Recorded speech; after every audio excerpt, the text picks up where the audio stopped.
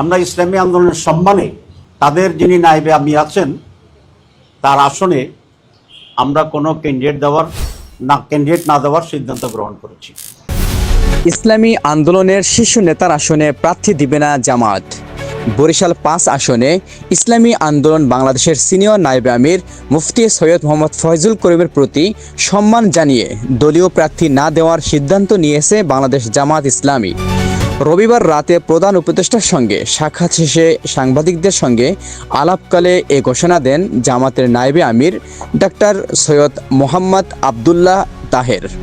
তিনি বলেন, ইসলামী আন্দোলন বাংলাদেশ নির্বাচনী জোটে না থাকলেও তাদের সিনিয়র নায়েবে আমির যে আসন থেকে নির্বাচন করবেন সেই আসনে জামাত দলীয় প্রার্থী দিবে না।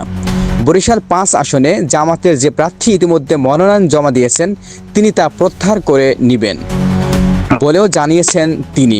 প্রসঙ্গত, বরিশাল ৫ আসনে জামাতের প্রার্থী হিসেবে মনোনয়ন দাখিল করেছিলেন দলটির কেন্দ্রীয় সহকারী secretary general advocate Moazzem Hossain Helal.